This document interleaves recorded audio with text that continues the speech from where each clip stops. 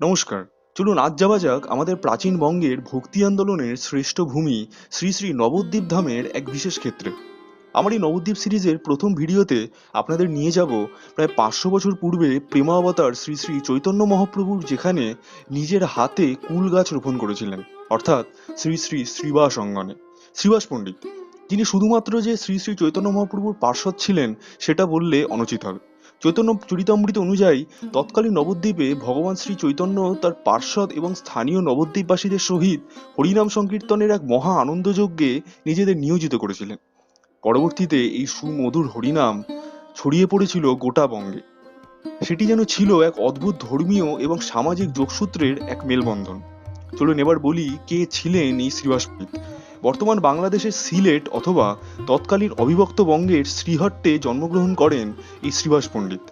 কৃষ্ণ ভক্তি আন্দোলনের শ্রেষ্ঠ কবিদের একজন শ্রী নরোত্তম দাস ঠাকুর তার একটি বিখ্যাত পংক্তিতে উল্লেখিত জয় শ্রীকৃষ্ণ চৈতন্য প্রভু নিত্যানন্দ শ্রী অদ্বৈত গদাধর শ্রীবাসাদি গৌর ভক্তবৃন্দ, অর্থাৎ শ্রী শ্রী গৌরাঙ্গ মহাপ্রভুর 5জন মহাপার্ষদের একজন ছিলেন এই শ্রীবাস পণ্ডিত।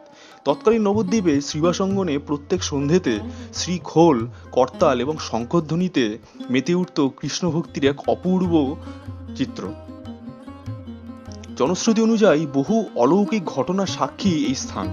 কোনো এক সময় শ্রী গৌরাঙ্গ মহাপ্রভু সংকীর্তনে স্বয়ং নিজেকে বিভোর করে তুলেছেন। সব জাগতিক ভাবনা বা ঘটনা তার পার্থিব শরীরের উপর প্রভাব বিস্তার করতে পারছে না। ঠিক এমন সময় কিছুদিন যাবৎ অসুস্থ থাকা শ্রী শ্রীবাস পণ্ডিতের কনিষ্ঠ পুত্র দেহত্যাগ করেন। সেমতাবস্থায় কীর্তন চলাকালীন যাতে কোনো রকম বাধা বা বিঘ্ন না আসে সেই মতন শ্রীবাস পণ্ডিত কীর্তন জারি রাখেন।